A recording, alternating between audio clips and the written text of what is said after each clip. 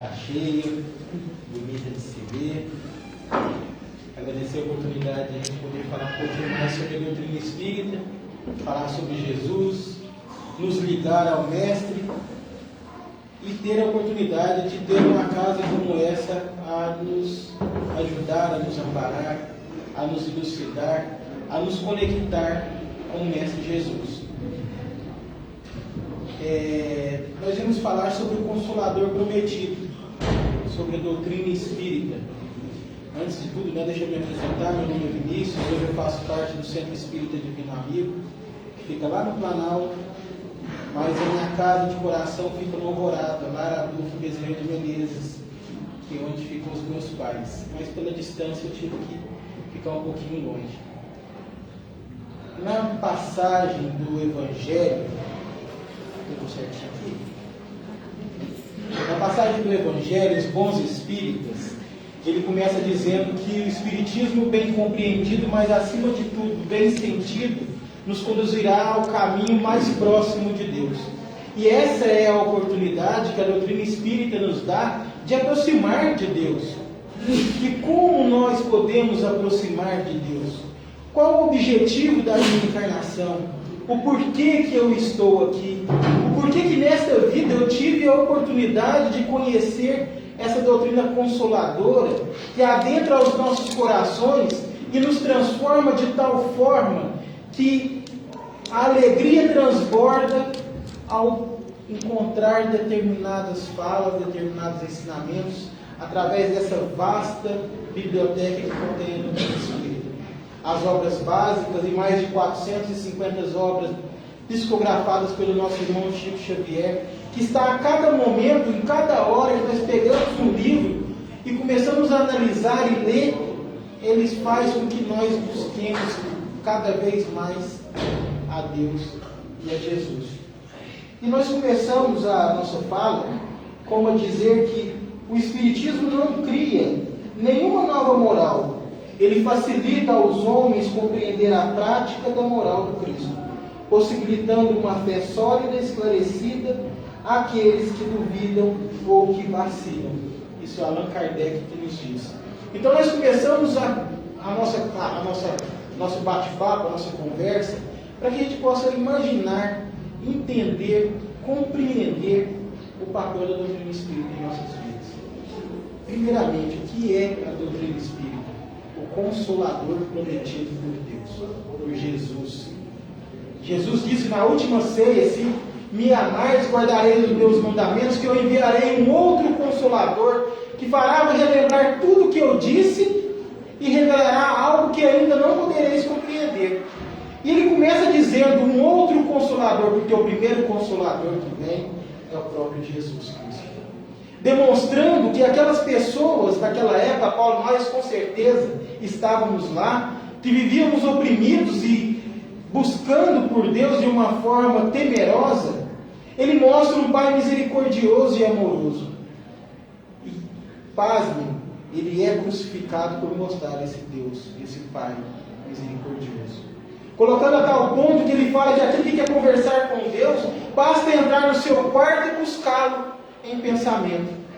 Como pode nós simples mortais, diziam aqueles romanos, ter a oportunidade de conversar diretamente com Deus? Não, esse homem está louco.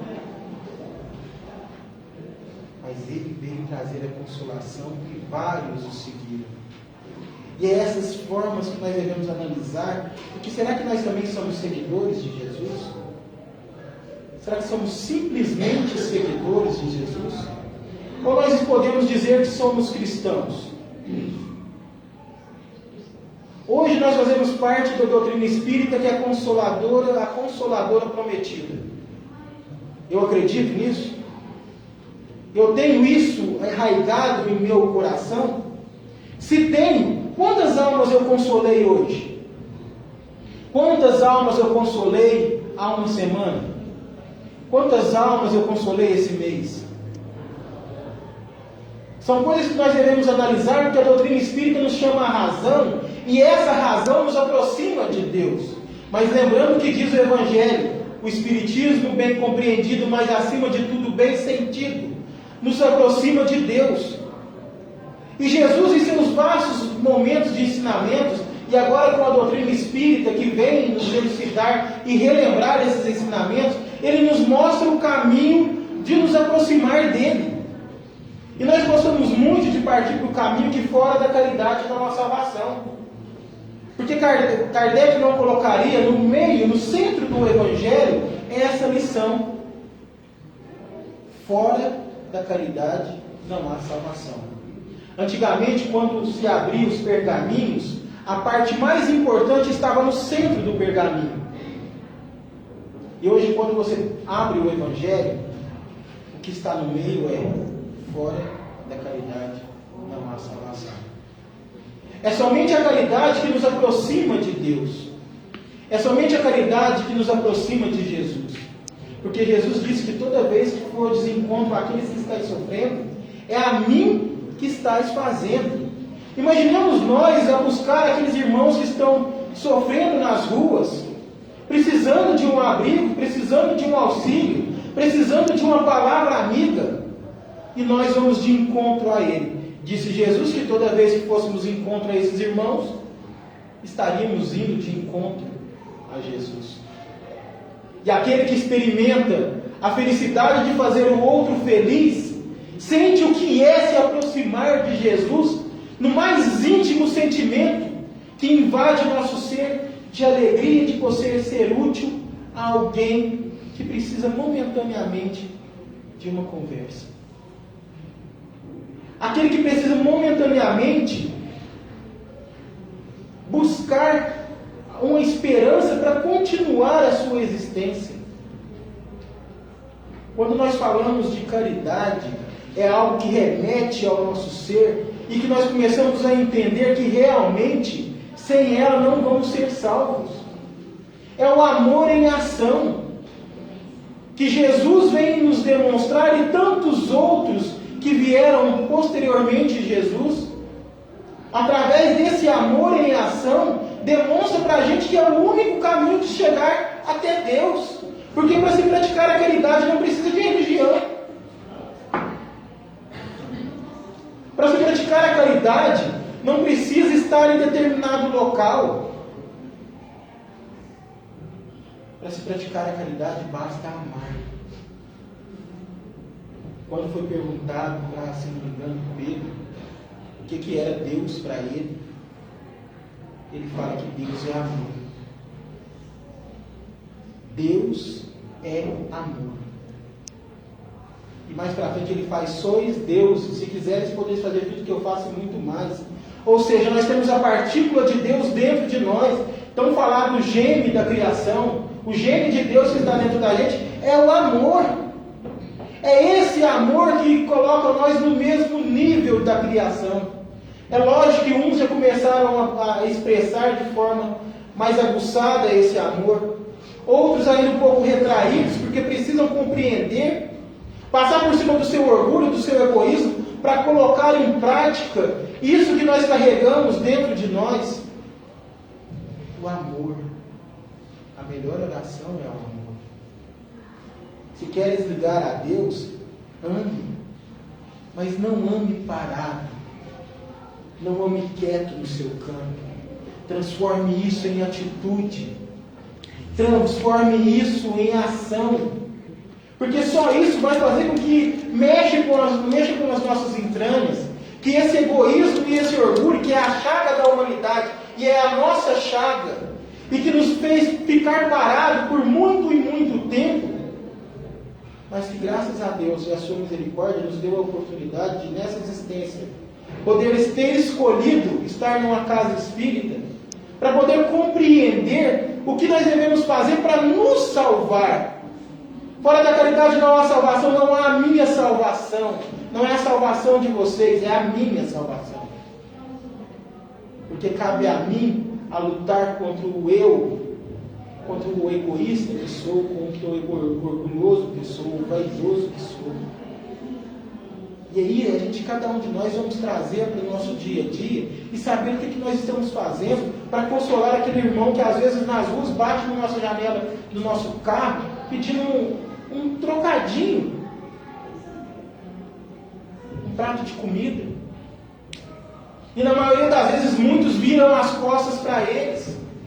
E aí nós lembramos da época dos leprosos que eram colocados em cavernas e deixados do lado para morrer naquele canto, porque eram considerados os leprosos com doenças infectuosas. E hoje nós às vezes tratamos os nossos irmãos que estão em situação de rua da mesma forma. Chegamos até a mudar de calçada. E nós ficamos questionando, será que eu devo ajudar? Será que eu devo fazer? Será que ele merece? Olha o nível que nós colocamos ainda, como está esse orgulho, esse egoísmo, esse sentido de julgamento forte dentro de nós. E aí nós vamos lembrar do nosso irmão que está aqui próximo, que esteve próximo de nós, Chico Xavier, que todo final de ano juntava-se pessoas na porta da sua casa espírita, e ele doava uma cesta básica e dava um dinheiro para ela. E aí chegou um rapaz, um senhor, que pegava aquilo ali e trocava em algo. E todo ano ele chegava e pegava uma cesta básica e o Chico dava um dinheiro para ele. Será que o Chico não sabia? Será que o Chico questionava? Será que ele merece? O que ele vai fazer com aquilo ali? E aí um dos rapazes, dos homens, das pessoas que estavam lá e ajudavam, chegou para ele e disse: Chico, esse rapaz está aqui há 5 anos, você dá a cesta para ele todo ano um dinheirinho. Ele sai daqui, vai ali, vende e pega o seu calotinho. E aí Chico pega e fala: e se eu não desse para ele? O que ele poderia fazer para ele adquirir para matar o seu vício? E se ele rouba, se ele mata, não seria pior?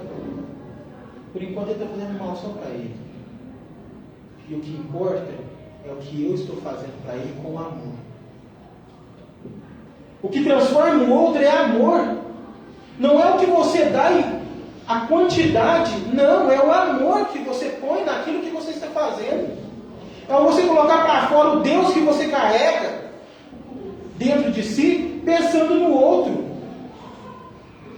Bem-aventurados aqueles que ajudam os outros que estão perdidos no vale das sombras.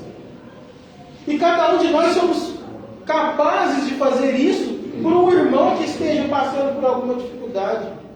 Ou será que Deus vai vir aqui, Jesus virá aqui, os espíritos consoladores, os trabalhadores dessa casa vão vir materializar e vão levar a comida para quem está precisando? Deus ainda conta conosco. Nós devemos imaginar que nós somos as mãos e os braços de Jesus aqui na terra. É uma oportunidade ímpar que a doutrina espírita nos dá de poder ser útil àqueles que estão passando por dificuldade. Isso é consolar. Isso é fazer com que o Consolador adentre dentro de nós e saia em forma de atitude.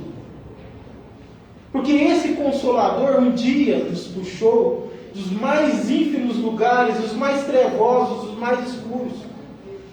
Tem uma passagem no livro Boa Nova do Brasil, Coração do Mundo, Pátria do Evangelho, que a gente vai lendo por muito e muito tempo e a gente não presta atenção nas entrelinhas, que ele fala que quando veio para cá, transferiu a pátria do Cruzeiro, o Evangelho, a terra de amor para cá, para o Brasil.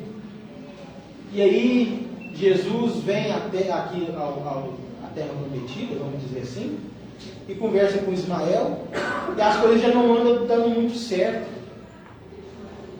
Porque Jesus fala para ele: você vai na Europa, traz os homens mais humildes, traz da nossa terra a África, aqueles nossos irmãos, e tragam todos para o Brasil e coloca para colonizar aqui.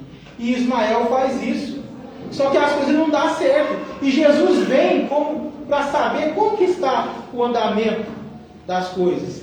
E Ismael meio preocupado. Mestre, as coisas não estão muito boas por lá não. Eu fiz tudo o que o Senhor pediu. Trouxe o pessoal mais simples da Europa.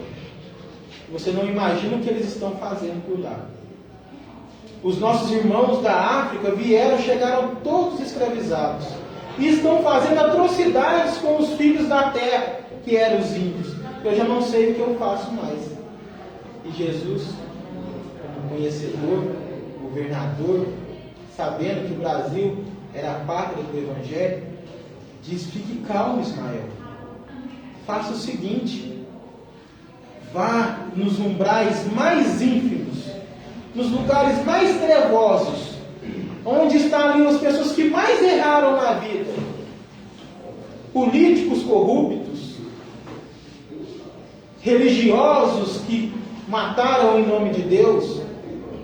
Vá lá e convide eles para vir para cá. E Ismael: meu Deus, você falou para me trazer os mais ou menos da Europa, os nossos irmãos, e eles estão fazendo o que está fazendo. Agora você manda eu ir lá no umbral, trazer os que já falharam, as piores espécies que estão lá naquela escuridão, para cá? Mas eu vou fazer, né? Que foi Jesus que mandou. Quem sou eu para ir contra Jesus? E Jesus entra, e Ismael entra naquele local com a bandeira Deus, Cristo e caridade, e conta-se que uma turma de espíritos, abraçam a Ismael e aquela bandeira e pede mais uma oportunidade. E aqui estamos nós, com mais uma oportunidade. Ou nós achamos que nós somos espíritos de luz? Ou nós achamos que nós somos bonzinhos por dizer que somos espíritos? E aí eu volto de novo: se nós somos bonzinhos, quantos irmãos nós consolamos hoje? Quantos irmãos nós consolamos esse mês? Quantas pessoas nós trazemos à vida novamente, que estão lá jogados num canto, já não acreditando em mais nada, esperando apenas a morte chegar do corpo físico, porque a morte do espírito ele já está vivendo. Então a doutrina espírita ela vem mostrar para a gente como ser útil. Da mesma forma que essa espiritualidade amiga nos estendeu a mão, que demonstrou para a gente que era possível de nós reescrever a nossa história. Nós temos algumas historinhas, algumas coisas que a gente tem vivido, e eu gosto de dizer que quando você vivencia algo, ela se torna é mais fácil de você passar para frente de uma forma mais realista. A gente tem pedido muito, um dos pedidos que a gente faz para Deus é que nós possamos escutá-lo nas mínimas coisas, entender o que Ele espera da gente, o porquê que Ele nos conduz em determinados lugares, por que Ele nos coloca em determinados locais. E a gente tem compreendido, cada dia que passa, esse pedido do que Ele esperava por nós, do que Ele espera por nós. Como eu disse, Vinícius, nasci numa família espírita, desde a barriga da minha mãe, já narra minha mãe e meu pai, que eu já estava lá escutando as palestras. E um dia eu contei isso numa casa espírita, e ao acabar, uma pessoa chegou em mim e disse: Vinícius, você se acha melhor por ter nascido e sido criado na doutrina espírita, igual você disse? Não, meu irmão, pelo contrário. Eu agradeço a Deus por me conhecer tanto, que Ele me pôs para nascer na doutrina espírita, que quando eu escorregasse, tivesse alguns anjinhos encarnados para que me voltasse para o caminho certo. E eu prometi não emocionar. Mas o espiritismo bem sentido é melhor. Tive 2 anjos, minha mãe e meu pai. Aí a responsabilidade dos pais de nos colocar numa religião, seja ela qual for. Não espera crescer para escolher, não. Faça desde criança aquele espírito que está iniciando, que apesar de ser uma criança, é um espírito de milhares de anos, que precisa conhecer Deus desde o início, para que não erre tanto. Porque errar nós vamos errar. vamos escorregar. Como dissemos, não é porque nascemos na doutrina espírita que somos perfeitos, não, pelo contrário, é porque erramos muito. E aí Deus vai e me coloca 2 anjinhos na minha vida já para me conduzir no caminho do bem. Até os 20, 21 anos foi tranquilo, depois fiquei um pouquinho afastado. Só que a gente fica procurando o porquê da vida, analisando por que estamos aqui. E no início do Covid, há 3 anos atrás, né? Acho que é 3 anos que começou essa loucura, e minha esposa encontrou um morador de rua na porta de uma padaria, e ele fez o seguinte questionamento: o que está acontecendo? Que os locais que eu comia, os restaurantes que davam comida para a gente, está tudo fechado. Eu já tenho 3 dias que eu não como. E eu não estou entendendo o que está acontecendo. 3 dias. Do nosso lado. Na esquina de casa. No quarteirão, no sinaleiro, onde ele bate a porta do seu carro. E aí, a minha esposa me liga, e o interessante é que ela não era espírita até lá, depois de 20 anos de casado, ela me liga: meu bem, aconteceu isso, isso e isso. Nós vamos ficar parados? Ali nós pudemos ver o quanto Deus é maravilhoso, que utilizou naquele momento para que eu pudesse unir junto com a minha esposa, que era de uma religião diferente. Imagina, você sai de casa, deixa a pessoa que você ama numa outra religião e você parte para outra, aquela união dentro de casa, mas com pensamentos diferentes. A caridade uniu. A caridade não tem religião. O amor de Deus que está dentro de nós, ele vai sair para fora, e que nós possamos deixar esse amor pular, para que os nossos braços e as nossas mãos possam ser as mãos de Jesus aqui na terra. E aí começamos com os caldos. Fizemos lá 50 caldos e fomos para a rua. O primeiro lugar que nós fomos tinha 150 pessoas. E foi só eu e ela. Voltamos para casa acabados. Porque tinha 150. Só no local que a gente foi, a gente levou o caldo só para 50. Eu, espírita, a minha esposa evangélica, na época, ela falou assim: meu bem, vamos voltar lá, mas leva 150 amanhã. Vocês imaginam a alegria, a felicidade de poder ser usado para ajudar aqueles que estão passando por dificuldade?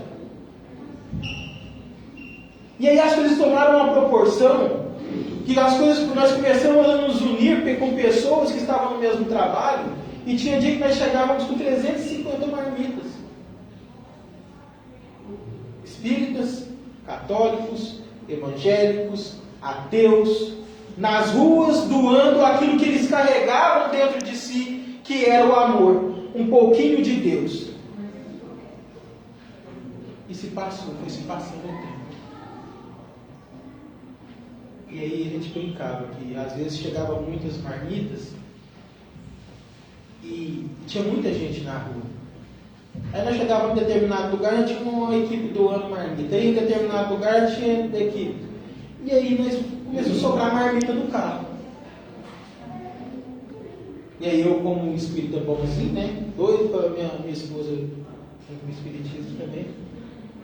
Aí eu comecei a jogar umas coisinhas na cabecinha dela. Eu sou espírito de luz. E aí um dia nós pegamos e tinha lá algumas marmitas. E já era 10 horas da noite. Eu falei: meu bem, é o carinho, é o jeito carinhoso que eu falo com ela: pensa em Deus, e nós vamos aonde Ele nos guiar agora. No primeiro momento eu arrependi, porque nós começamos a descer num lugar que não tinha luz, aquela escuridão. Eu falei: meu bem, onde você está levando nós? Ele falou que era para conversar com Deus. Eu conversei com Deus, Ele está me guiando. Então vamos, né? Chegamos em determinado lugar, uma casinha, um barraco no meio do nada, só com a luzinha do fogareiro. E ela: para o carro. Eu parei: é aqui. E eu saí do carro. Eu falei: fica aqui, fica no carro, não vem comigo não. Eu vou lá, eu sou o da família, da casa, né? Então deixa eu. E fui falando alto, grosso: boa noite, boa noite. E aí saiu o senhor com a luzinha: o que o senhor quer? O que o senhor quer? Eu falei: calma, senhor. Nós viemos, o senhor aceita uma jantinha? Ele falou: o quê? O senhor aceita uma janta? Ele se ajoelhou no meu pé.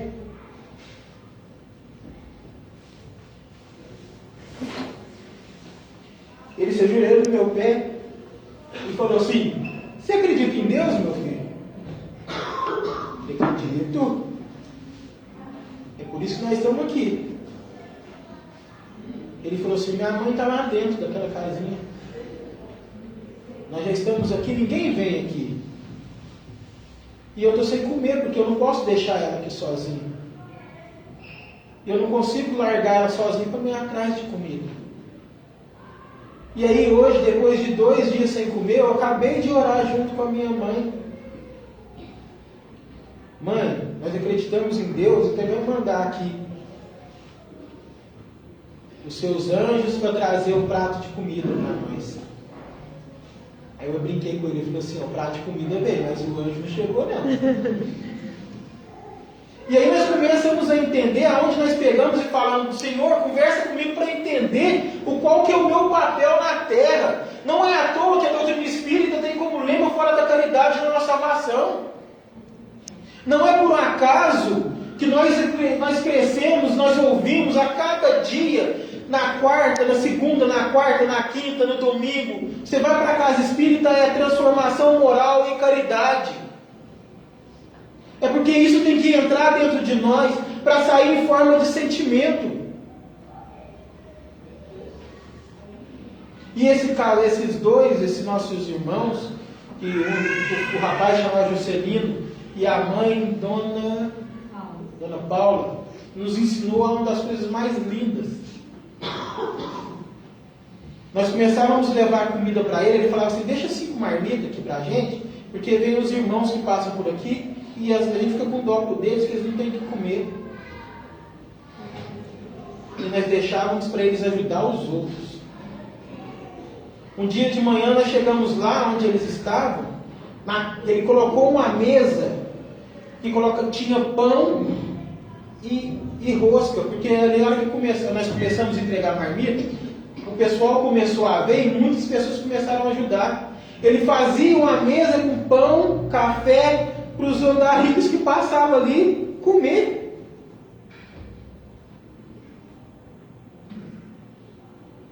Será que ele não achou sentido para a vida? Será que ele não encontrou a luz, a esperança que tanto ele esperava, que ele procurava?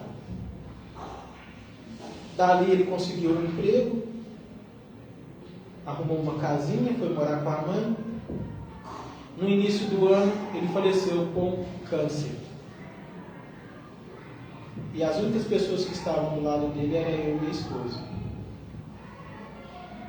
Ele ligou para a gente aqui na sexta-feira. A mãe dele nos ligou, falando que ele não estava muito bem, só que não falou o que era. E falou que precisava de um alimento mais líquido. Se a gente podia comprar um Nutrem, alguma coisa assim. Nós compramos na sexta-feira. Não consegui levar no sábado, na hora do almoço. Nós chegamos lá, era sábado, 6 horas da tarde. A hora que nós entramos, a mãe dele veio nos abraçar. A Juscelina acabou de falecer.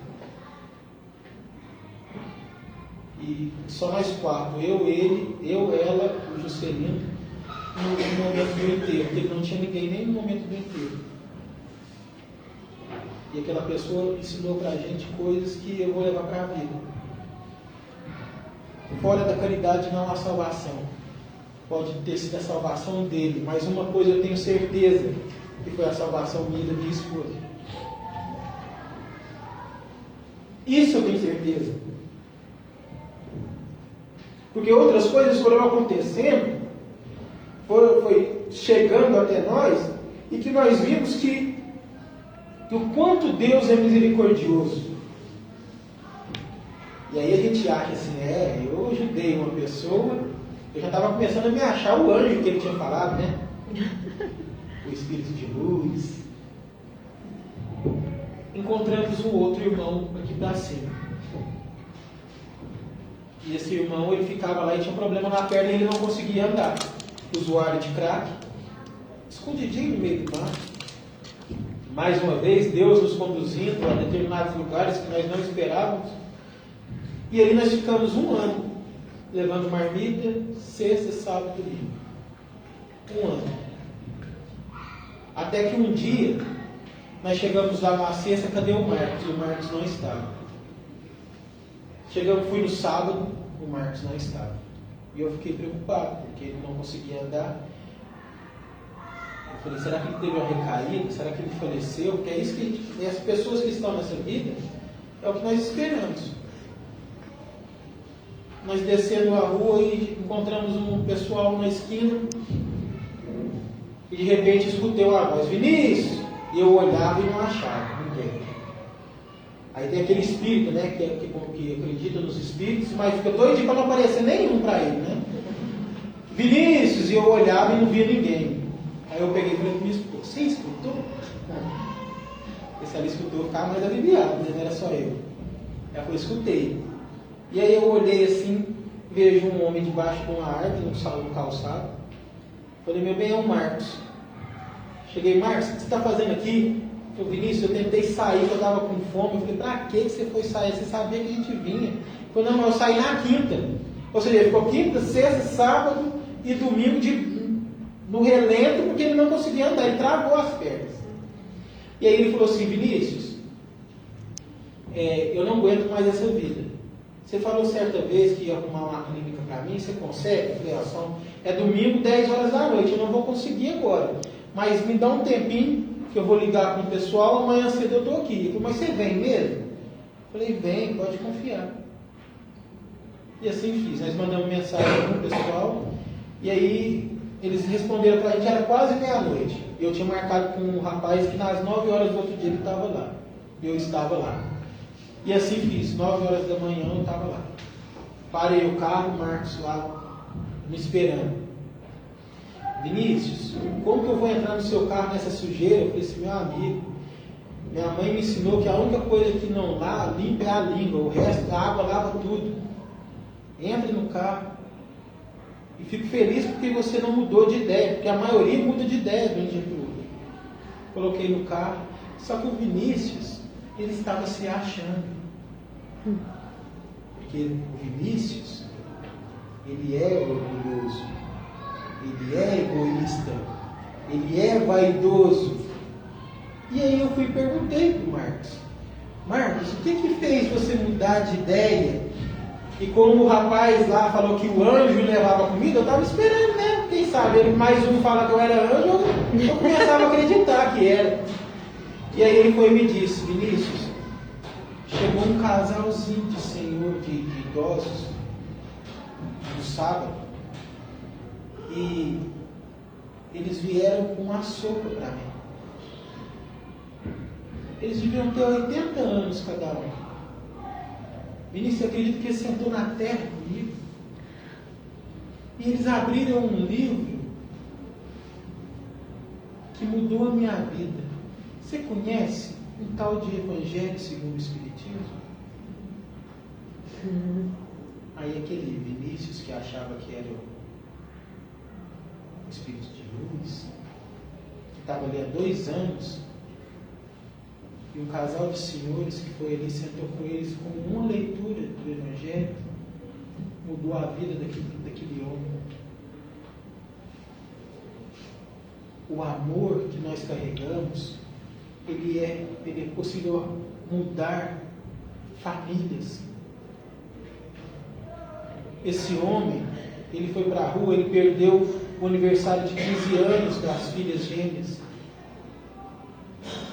Ele perdeu a família dele por conta das drogas. Ele não via a mãe há 8 anos e o medo de não encontrá-la mais. Porque o Covid estava matando as pessoas. E a mãe dele já é idosa, ele falou: Vinícius, e agora se eu for lá e ela não estiver mais lá? E aí nós estamos tentando fazer a aproximação.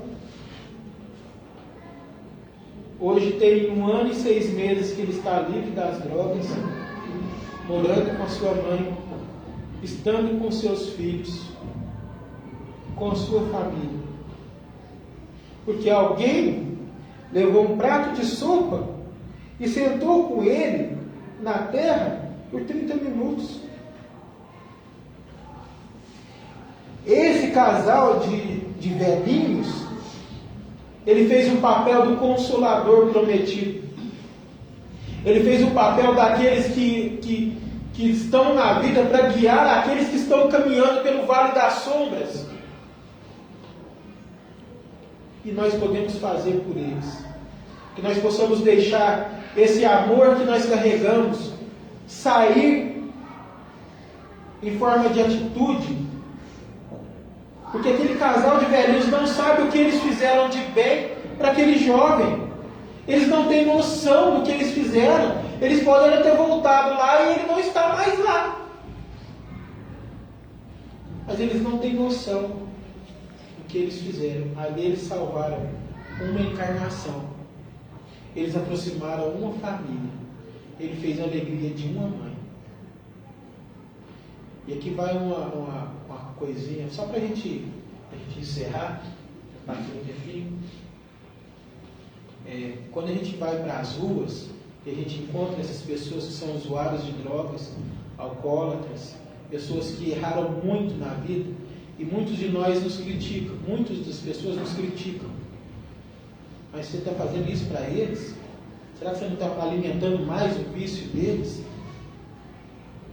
Certa vez nós vimos uma imagem, fomos dormir, pedimos para Deus falar com a gente, e nós só vimos uma mãe entregando seu filho para nós. Aquele homem que está no momento vagando pelas ruas, ele tem uma mãe. E muitas das vezes aquela mãe não sabe onde o filho está. Se está vivo, se está bem. E ora para que pessoas possam levar um cobertor, um prato de comida para os seus filhos. E quando ele ora, ele vai encontrar pessoas de bem que estão ligadas a Deus e que esses vai fazer a vontade de Deus. Ele vai ser os braços e as mãos de Jesus aqui na terra. Que nós possamos ser esses braços, possamos ser essas mãos. Não somos melhores do que ninguém. Eles são nossos irmãos. E se nós queremos achar o sentido para a nossa vida, ame. É só amar. Dá o que há de melhor dentro de nós. Porque é o que uma casa dessa nos oferece. Quando a gente entra naquela porta, é só amor. E cada um sabe o que vem aqui buscar. E com certeza recebe. Que Jesus nos abençoe, nos ampare. Muito obrigado. Desculpe pela emoção, porque eu levo a sério quando falo que o Espiritismo bem sentido, ele mexe com os nossos corações. E todos nós possamos voltar para os nossos lares melhores do que aqui chegamos. Muito obrigada, Denise.